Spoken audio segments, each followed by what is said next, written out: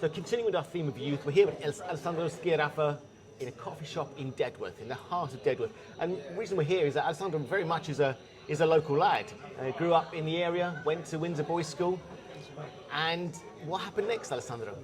From there, I started to pursue my career in tennis, and I found myself actually in Bracknell-on-Woking College, going to college there first. Right. Yeah. Okay. Now, I understand that you've got this great message for the young people, which is born out of some of your experience, having been you are a pro tennis coach, and the struggles you've been through. Tell us very quickly, what's this message that you're bringing to young people in particular? Yeah, well, the message is more about the belief and the unbelief within our own families, within our own peer groups, within people that we consider friends and supporters, kind of stealing away our potential and what we could actually fulfill. And going through life, going through that journey, I realized that it's really important the network you have around you and the education you have in order to follow through on those beliefs that I had, which was to be a pro tennis player to tour the world. Yeah. Your message is very much one of empowerment. Helping young people achieve their dreams by taking away the negatives around them. And also salvation. Salvation from understanding what not to do and recognizing when you are on the wrong path and how to get back onto where you feel you're called to do, It's an interesting point. There's one of my favourite films is The Blues Brothers, and there are lots of famous scenes, you've got to see the film, it's fantastic, where John Belushi, who plays one of the Blues Brothers, says, "I have seen the light, I have been saved, so I know what my mission is." That's exactly it. Yeah, that's exactly it. I love that. I need to watch that. Okay. I need to use that. Right. So tell me about your journey then. How did you get from being a Windsor boy, growing up in a Windsor school, to then being a tennis pro, and then then bringing your message? Yeah. I mean, very briefly, when I went from Windsor Boys, I wanted a change of scenery. I didn't feel like I was being respected or looked at as the way I needed to be looked at. So I went to Bracknell-on-Woking College, and I started doing sports psychology, sports nutrition, sports behaviour, and all those type of things through sport. And then, by the grace of God, I got given an opportunity to go to Spain when I was 17 and train with the pro athletes that were out there in the tennis world. So if I can ask a little bit more, I mean, you said that you weren't being looked at the way you should have been looked at. Yeah. What was the problem there? Because obviously you're back at Windsor Boys School. Yeah. You're helping with a number of assemblies and tutoring and actually encouragement of young people. So what was the situation there? Yeah, it was more about myself, how I viewed myself. I had to change really, and I felt like a different environment would have been easier for me to do that change at such a young age. Yeah. I wasn't strong enough to view myself differently while staying in the old environment. So really it was about, they supported me very well. I was doing every sport possible for the teams, first teams there. They were always encouraging me even when I didn't want to go to some of the matches. So it was really about my unbelief inside me. Yeah, okay. I needed a change of environment to switch it up. Right. So you said you were on many of the teams. So what were the first teams at Windsor Boys School were you on? Yeah, rugby, tennis, squash, the athletics, 100 metres, triple jump, football. So you were, as the Americans would say, you were a regular jock. Well, it's funny because I wasn't a popular person. Well, that's the thing I wanted to get to, is that you didn't feel popular despite being probably looked up to by most of the kids there. Yeah. What's that about? Well, in my last talk to the boys, which you were there for actually, I said that a lot of famous people aren't great, and a lot of great people aren't famous. Yes. And I wasn't okay with it at the time, but I'm okay with it completely now. People had to like me because I was in the first team representing their school, but not because, it's probably because of who I was at the time as well. Okay. I was going through a divorce at the time with my family, so I probably wasn't in the best headspace to be receptive to people anyway. Okay. So, yeah. So you've been through a lot of the things that many of the kids nowadays are going through, or going to go through, or have gone through. And I can see that you really understand that mindset, and you're really close to it in your own heart. So you're able to deliver a message which saw you grow from, a position of unempowerment to a position where you're now actualising or fulfilling the things you felt really called to do. Yeah, exactly. Yeah, I feel also there's just some things are necessary to go through. It's not nice to say that I had to go through a divorce, but It was Or your mum and dad went through my the mum and divorce. dad went through the divorce, Yeah. and I was along for that journey. Absolutely. It's not nice to say it was necessary, but actually looking back on it, it was very necessary to grow and to get all the fruit from it now. Yeah, actually, I think in retrospect, because me and my ex-wife went through divorce, I think you're right to say that you went through the divorce, because I'm always very conscious that my children suffered as part of that process. Yeah, it is a bit of collateral damage. Yeah. But not unintentionally, obviously, because parents are doing their best. Sure. So, Okay. yeah. So tell me about the message now for the young people that you have in Windsor, not just Windsor, but young people generally. Yeah. And how does that draw on your experience of being a top athlete, of having been on the tour circuit, playing tennis, having been to America and played in college there, having even been to Bournemouth University, I understand. Yeah. And so how does it draw from actually being coached also by some of the best tennis coaches in the world? I mean, it comes from really waking up every day and seeing what you want to do. That was one of the things that was installed into me by my mother, luckily. So she always said to me, what would you like? Shout out to Lola here. Shout out to Lola, yeah. So I didn't know she was doing this, but she always asked me, what do you love to do? What do you love to do? What do you love to do? And that was the governing question. And it was always tennis. Yeah. It was always tennis. And I was playing, like I just said, all those different sports. So it started with, what do I want to wake up and do every day? And that's the message I'm sending to kids as well. Because doubts and fears and opinions, they come in when you start speaking about what you'd like to do every day. Okay. And the people that I've taught, thousands of kids over 10 years, I can hear the conversations they're having with their mums and dads. And I can hear sometimes the parents or the kids saying, I don't think you should do that. I don't think you're cut out for that. I don't think you can do that. Do you want to rethink that? Which is just normal conversations that you have, but when you feel the passion from the kid is saying, I love this, how do we give them that avenue to go as far, how do I give them that avenue to go as far as they possibly can into something they feel called to do? So that's a key part of the message. Okay. So Alessandro, what would you say to young kids watching this and listening to this on podcast? Yeah, so I'd say to them, what do you want to wake up and do every day? What is the thing that you feel called to do? And how can we get you surrounded by the people that are going to support that journey and help you in that network and grow into it? So that's really the message. How can we support what you actually want to wake up and do every day? So I'm going to pour you tea whilst we're waiting. and whilst so just ask, well, can you unpack that a bit so that take each of those steps and say to children, young people, even older people listening, what can you actually do? What steps should you take? Let's break it down. Yeah, so the first step is obviously writing every day what you think your purpose is. Yeah, I haven't got a tea in this one. So what you think your purpose is every day, waking up, what you feel a burden to do. That would be the first step. So writing that down, talking through. You can dip it in there if you want. Yeah, and then the second bit is... So this journal is important. Yeah, definitely. And I'm still doing it. Right. Since I was 17, I've been writing nearly every day. Okay. There was a little part of my life when I was at university where I went off track a little bit, which I'm sure we can discuss after. But other than that, I was writing every day. Yeah. So the journaling is very important. After that, sorry. Would you suggest a physical journal or a file on Microsoft, something or the other? Yeah. What would you suggest? What works well? For me, I like physically writing. It's much stronger. However, I've gone to my notes on my phone and I've used the highlighter options and I make the colours bright and what's important. Yeah. So either of those are really good. I started with writing though. And for some people, you can also just cut bits out of the newspaper, magazines. You can do screenshots on your phone when you're doing searches. You see, and I love that. Yeah. That's the sort of thing you're talking about. That's it, yeah. And just affirming it and writing down what's that got to do with you. Yeah. What's the point of that for you? So that's really the first part. And then the second part is seeing who in the world right now is doing what you want to do and evolving yourself with them as much as possible.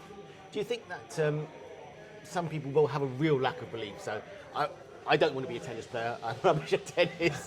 I've got no illusion to it. But supposing I really want to be a tennis player, and I said, I'm looking at Nadal. I'm looking at Federer, Emma Raducanu.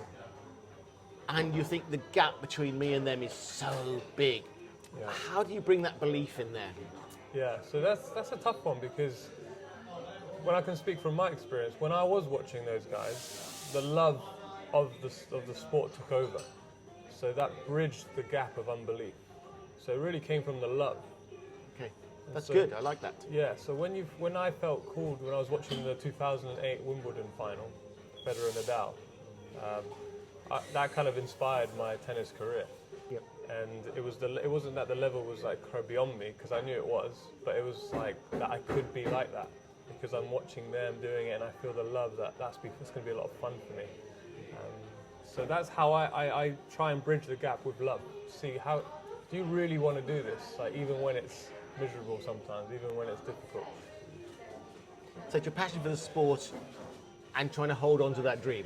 Yeah, especially in the tough times, and that's when you need a good team around you, and that's kind of my next point. After you find who's doing what you want to do now already in the world, how can you involve yourself with them and be completely 100% honest about your goals and not hold back till that? So who are some of the key people you'd want around you? Who do you have around you and how did you do it? Yeah, initially it was my cousins and my mother. Obviously my dad at a young age, but from the teenagers, my cousins and my mother. And then on a professional standpoint of the actual career I wanted to go down, it was the first tennis coach was Daniel Kiernan. He was in Soto Grande in Spain. He gave me my first opportunity to teach professionals. And he kind of just gave me that confirmation, because, you know, like you were just saying, how do you bridge the gap from belief, unbelief? So I went to Spain, didn't really believe that I was going to be good enough, but I was going because I loved it. Yep. And he gave me the confirmation saying, wow, you could do this. That's all I needed. Someone who was outside of my head saying, you know, you could do this. So Daniel Kiernan, the next one was Emilio Sanchez. The Emilio Sanchez. The Emilio Sanchez, yeah, brother of Arantxa Sanchez. They got a great family. Yeah. And I met them out in Florida, and they really took care of me and took me under their wing, mentored me. And I still speak to them, you know, every now and again. And I go visit every year. If I can take you back just one step. Yes. So the step I want to take you back to is your mother was important, helping you identify the thing you wanted to do and creating that environment where you could dream. That's it. Okay, what if you haven't got that in your life? How do you get that in your life? Especially if you're a teenager at school and, you know, your mum and dad or maybe the peers around you are saying, nah, you're having a laugh now. Yeah. How do you get those people around you? Yeah. So the thing is like you said with the journal, is to write actually what you do believe inside you, even if everyone told you you're silly for doing that. So that really is the key, because then you've got it. Things that are written down are very, very strong in your mind. And then the second thing I'd follow that up with, I would tell someone. I would share someone with that. Someone who's maybe non-judgmental or non-opinionated. And I would say, you know, can I share this with you? And it is important who you tell it to, though. Okay, absolutely. And it seems something here, which I've noticed over my 59 years, is that if you do write it down, you've got it there. It's in black and white. There's something very powerful, almost supernatural, spiritual about having that in black and white. And it can show the world. Yeah, so that's definitely. also useful to do. Yeah, definitely. And some people like to put it up on the walls in their bedroom. Great one, yeah. I've never actually done that, but I've got big booklets. Getting like a journal, which is kind of a piece of art that you really care about. It's like, you know, a Bible almost. You know, you write in it. So if you are one of those people that really doesn't have anyone to talk to, write it down, because you're basically talking to yourself a bit more. Okay. And you're getting that out there. So you're looking for people who will encourage you. You've written down, you've worked out what your dream is. You've written it down, and now what next? What next is to find someone that you can share that with. So you're sharing that message with and seeing how it feels to say out loud, because that's a big step. That took me quite a while. Right. To say that I wanted to be a professional tennis coach or Yeah. a professional player, because I was afraid of what people would say. Wow, okay. Yeah. So there is something about saying it out loud which releases that fear. Definitely. Or overcomes the fear. It gives you the courage to move forward. Is that what you're saying? That's it, yeah. Wow. And it strengthens the identity. Because the more you say it, the more you develop the identity of who you want to be. And so the identity is so key. When you're sitting there and you've got that phrase written down, I want to be, Yeah. that starts the process of what would that person be like? And I want to be that person. So you're going after the identity. And then you become it. You don't even realize. Okay. All right. Yeah. So what next? after this? After that, so after you've written it down, after you've shared with someone, after you've said it out loud, is to start involving yourself with the people around that you could ask people, like, where can I get involved? That's what I did when I was at college. I was so eager, I was just asking everyone, where can I go for this? Where can you put me in front of what people? So the next part is to volunteer your time and get involved, be put in front of people. Okay. So this is a voluntary thing. You're asking how you can help.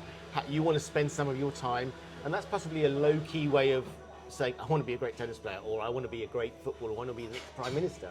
That's it. Okay, so how can you involve the time, get the experience, immerse yourself in the situation or in the area or in the culture, I suppose? Yeah, well, most children in schools are quite lucky right now because you could just talk to your teacher and their network will be open to you, which is what happened to me at college. I asked my tutor, have you got any contacts in tennis? And she just happened to have the ex-number 1 British player in the world as one of her doubles player in the world as a contact. Yeah. Sent me to Spain. Okay. And that's because I was saying it out loud what I wanted to do. So the children that are listening and the parents that are listening, speak to the people at school because they will have avenues for you to go to. That's a good start, I'd say. Yeah. So you volunteered your time and then you're looking for openings that come out of that. Is that what happens next? Yeah, for me, what happened was I volunteered a lot at Royal Berkshire in Bracknell, so I volunteered a lot. This is a tennis club? Tennis club, yeah. It's a health club and tennis club. And I probably did 2 years volunteering where I could have been started getting paid, but that's another thing. To understand your worth as well comes in. But yeah, you start practicing your craft, you start getting more affirmations that people keep saying. It was good at a young age to receive that. I think it's important for kids as well to hear the message that they are doing good, especially for entrepreneurs as well, or people doing self-employed jobs, like a single sport like tennis. Yeah. So after volunteering your time, the goal is to see if you can graduate from that, to be paid, to get a higher position, to go on to the next role. Which worked as a tennis coach. But what about if you're still developing your skills, your craft? Suppose you actually want to be a soccer player or a rugby player. How do you then develop your craft and your skills and your abilities and that broader? Yeah. We talked a little bit about the belief and developing the belief, but there's a lot of hard work as well to go with this. That's right. So the practical work, I'd say, is about finding a practitioner or a mentor. That's the next phase, where you want to learn off them. You want to know everything they're doing. The reason why I say practitioner as well is because I always sought after people that were actually doing what they preach. They hadn't finished doing what they're doing. They're still doing it live right now. They're kind of very energetic people and they're still reaping the rewards. So the practical part, finding a trainer, a coach, a practitioner, a mentor was amazing for me. Okay. So you're associating yourself with people who can help you, but you still got to do all the hard work. Do you go along with other players, other people who are in a year or two above you, or even in your same year, who are really good, and say, well, can I learn from you? Yeah, definitely. That's what I did. Some of my friends, they went on to go get scholarships in university in America. I didn't go at that time. I didn't think my level was right, or my education on that. I had no education on that. So I was training with them every day, and they went on to do the scholarship in tennis. So yeah, associating yourself with your peers, going to local clubs and seeing. I would do that all the time. I would just hang around the club, see who I could play with, to see if I could get a partner and that can help financially as well. Okay. Now, you mentioned American universities, and it seems that the American universities do actually invest in young talent. But it's not just the specific talent of a specific niche sport, but also you have to get your education there as well. You can't progress unless you've got your qualifications, you've done your grades, and you've got some satisfactory grades. So I'm impressed by the American system. How can people find out more about the scholarships that are available in America? Yeah, that's the thing, because when I was younger, that was not readily available to me just because of my circle. So it is really about your circle. You can find online just typing in the NCAA, which is the national governing body of college sport, and finding, reaching out to someone like me, be able to tell you everything that's on there. But basically, they tell you what you need to do, what kind of grades you need to get, And then your school also, this is the thing I didn't do, I never asked. So I would always advise people just to, first when you write that down, you start practicing what you want to say, it makes you want to ask. Yeah. And you keep getting more answers back. Okay. And so, yeah, it goes back to that. Okay. It goes back to that. So NCAA and ask. Be persistent. Definitely, yeah, persevering. NCAA is great. It's got 3 different tiers. You've got, grade 3 is not for like the amazing people that want to go pro, but they're still very proficient. Yeah. And you've got grade 1, which is the guys that probably will go professional after college. Okay. So what else would you tell kids during some of your talks? And Yeah, I mean, when we did our talk, it was special that you were there actually. It was really good because the message was about basically believing in yourself and accessing what you've got now, your imagination, and going with that as the life plan.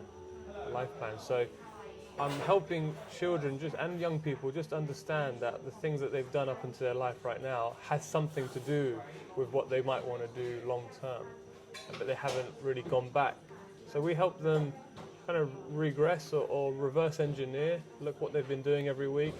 We were making a joke on the video that we had someone in the class that was smiling a lot, and I said to him that might have to be something that you might be doing in the future because this guy was smiling so much he could be a presenter.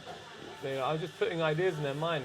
Someone in the class was doing the Rubik's Cube in 2 minutes, so those type of problem solving things. So I was just bringing to light the children's talents basically that they might not have known they had, because we live in a kind of structured way where it's educate, go to uni or get a job and follow that path, which is fine. yeah. Which is fine, but accessing the greatness inside them is what I'm helping them with. Yeah. And I love that Alessandro really pointed out that everybody has a talent. Everybody. There's not a single person who doesn't. It's just a question of finding out that which you're called to do, that you feel passionate about, those things, those little nuggets I think you're digging for in your past and your history, which points to what your future could be or what you feel passionate about. Yeah, I like what you said there, like what you're called to do. That language, so even the language we're using, just to use around children is so important because I'd never had that language other than my mother. And my dad when I was younger, but I don't quite remember with my dad, but in my teenage years, just using that language, what do you feel called to do? What would you like to wake up every day and do? I mean, I don't know if you ever got asked those questions when you were younger. No, I didn't. No. So, they're just life-changing questions. Yeah. I think one of my favourite scenes, I'm going to go back to the Blues Brothers here, Yeah. is they really didn't know what to do, where to do, how to do it. But all of a sudden, when they felt they had a purpose, then they were on it. And I think their favourite expression is, "We're on a mission from God," which empowered them to raise enough money to save a Catholic school. Oh, amazing. I'm going to have to watch this movie. And yeah, like you said, purpose is just everything. Once you have got that. The other thing is when you're sharing your purpose, it can be quite dangerous who you share it with. Okay. So I've shared it with, when I was 17, I was volunteering at the club. I shared it with the guy who gave me my position. He was a great guy, Andy Barkley. So some of the things that I was sharing with the team there, kind of, didn't get any support about or got, just not even, just say, yeah, okay, that's nice to hear. And as a 17-year-old, you're actually trying to share something you're really passionate about, but you might not have the confidence to say it. Okay. So it comes out very bland. It's like, yeah, I'd love to do this, I'd like to do that. So what did you do? Did you go back to a safe space, a safe person? What did I do? Kind of took a hit, really. Got a little bit down. Yeah. Went a little bit down mentally. Yeah. And kind of picked myself back up. Like you said, yeah, just surrounding myself with the people that were open to listening to me. Yeah. At the time, it was my mother, so I could just be like, Mum, do you really think I can do this? Because I'm hearing and talking to other people and they don't say anything. Yeah. So you mentioned two things then. One is how do you pick yourself when you're down? When you're down, that's really important because we've all faced that. Every single person, no matter how confident they look, they have down moments. And the other one is imagination. So can you tell me how can young people pick themselves up when they're down? And what did you mean by imagination? can I start with imagination? Of course. Yeah. So with the imagination is basically, the plan that you've been given. No one else is going to get that imaginative thought that you have. That's really important for children to understand and young people, that the thoughts that you're having, no one's having them uniquely as you are. So that has something to do with your life. Don't dismiss the imagination. Don't dismiss. I used to dream about Wimbledon a lot, you know, very frequently. Don't dismiss that. You know, that's a reason. Find the reason why, and see if you can link your dreams and imagination to practical actions in the day.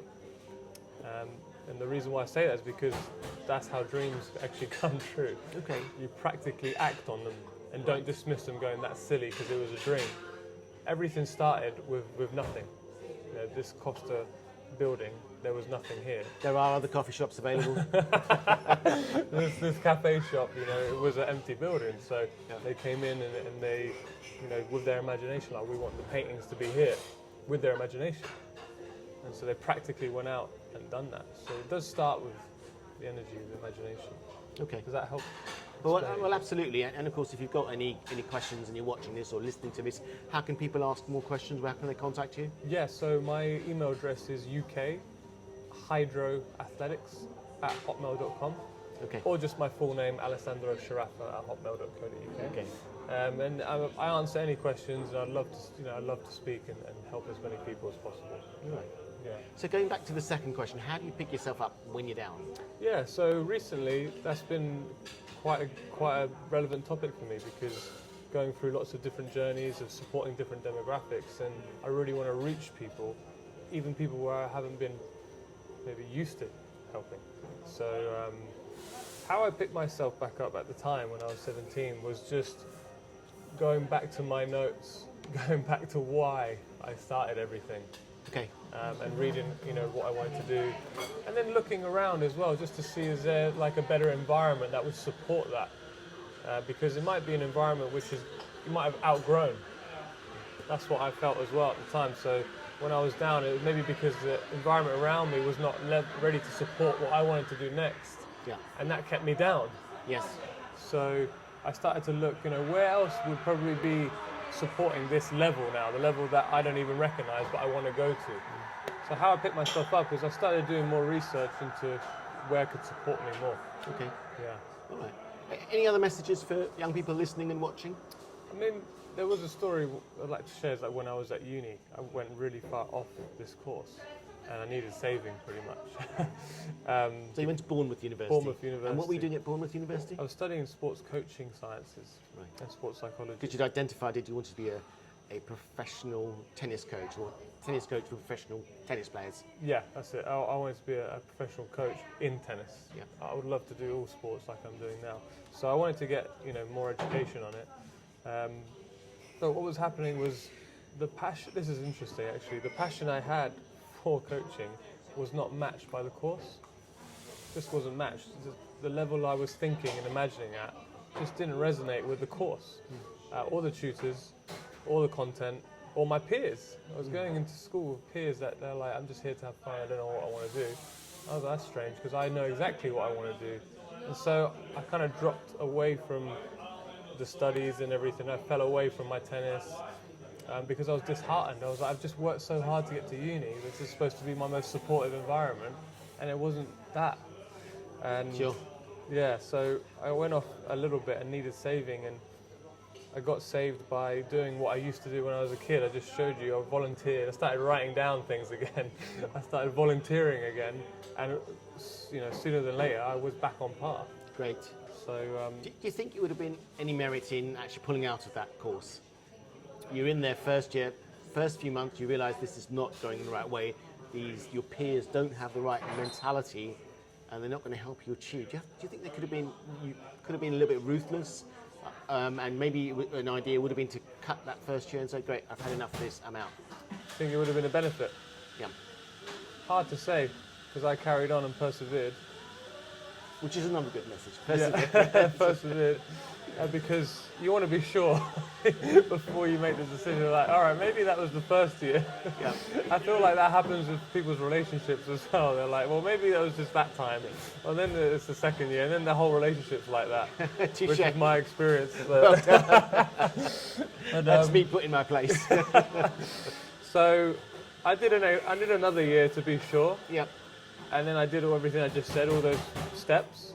And then I realized, okay, there's actually a better option for me, for what I want to do. And I got saved by a man called Phil Luce, who gave me my first professional role in England, in Wimborne. Okay. And I had then the funds and the backing to actually go to a situation that supported my dream. Okay. Yeah. So we pretty much covered find your dream, use a journal, that's really helpful. Perhaps even use people around you, because actually you were really good at this. Then reflect on that journal, look for a way of volunteering, finding an outlet for doing something positive. You need to work hard, find mentors. I think that was another thing. Yeah. And the mentors could be from a range of different, it could be people who are your peers who are doing really well.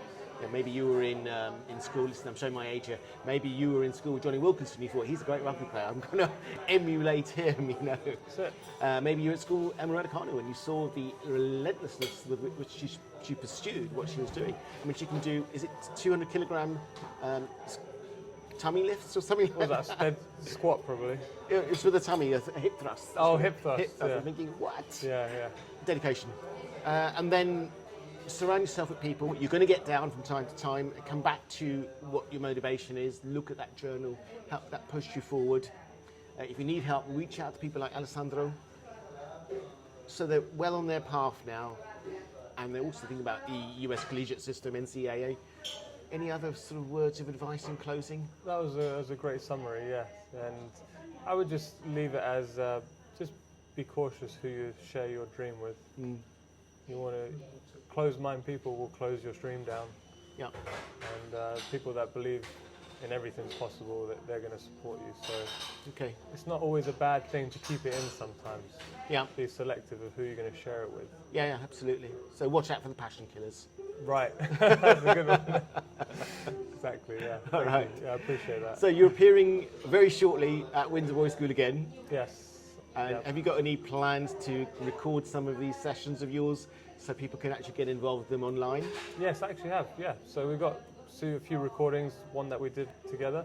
That was basically on belief and starting to act on your gifts. The next one's going to be on confidence, how to get the identity of where you want to be. So these will be coming out, and I think we can post them on social media. Yep. Post them on online. I'm going to have it on my website. What's your website address? So my website is astennisacademy.co.uk. Okay, so astennisacademy.co.uk, That's it, yeah. which obviously was one of when you formed the Tennis Academy to help young people and train young people with your number one sport, which is tennis. That's it, yeah. All right. Yeah, so that's still on the website, so you can see everything that we get up to there. Yeah. Okay, and your email address again? It's UKHYDROATHLETICS@hotmail.com. Okay, Alessandro Sciaraffe, it's been a pleasure talking to you. Thank you so much. Okay, I appreciate awesome. you. Cheers. Thanks. Bye.